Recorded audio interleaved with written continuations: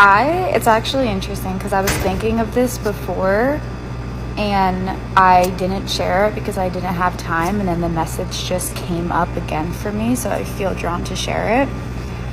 But you are always, always, always with God. Like literally, when I tell you God lives within you, God lives within you. You are not separate from God. You are always with God.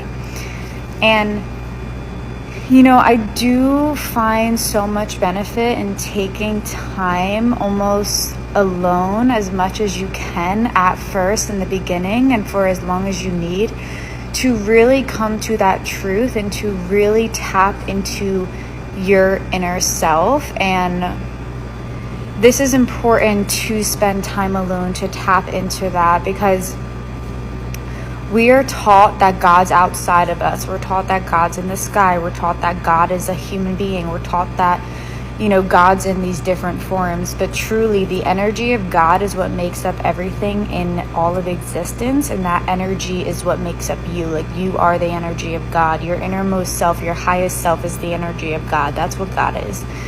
And I used to be like, when I would leave my car, or when I was like, didn't really want to go somewhere, like inside my car, I was like, okay. Like I almost felt like all my last moments alone, like these were my last moments with God, like in silence when I was meditating, like, oh, okay, these are my moments with God. And then when I go into here, when I go around people or whatever, like I lose that and I would lose it. And I still love to be alone, but I would love to be alone. And it just hit me today when I was leaving my car, because I used to sit in my car before I would go someplace for like 2 to 3 minutes and be like, oh God, like please come over me, like please work through me, please be with me.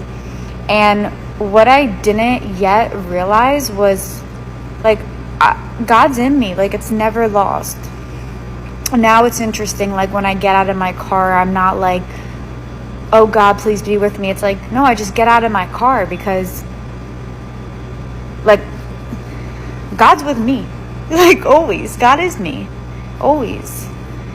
And I just wanted to share that because God is not outside of you. Yes, you can go to holy grounds. Yes, you can go to churches. Yes, you can worship where you want to worship. But that shouldn't be the only place you worship. Like honoring even your human self, like of course honoring your human self, like because your human self is the temple for that God, for God's home. Like it's God's temple, you. And to get even a little more technical, like only really you exist because God is within you. So everything that you see is kind of just like a dream, like it's in your mind, it's what you're attracting. And yeah, and last thing I'll say is actually when I got out of the shower today, I was reflecting on, if you really do want to change your life, it's not about changing physical things or like looking for new things or yada, yada, yada. Like it truly is about changing yourself. It's about healing yourself. It's about becoming who you really are, tapping into that truth. And as you do this, you start to attract in the life that's meant for you. And that's how you begin to change your life. It's all through you. Everything is through you. This life is through you because God is within you. Yes, God is everything else, but God is within you. It all starts with you. It ends with you. You come into this world as God. You die as God. And it's all alone. It's all you. It's all you.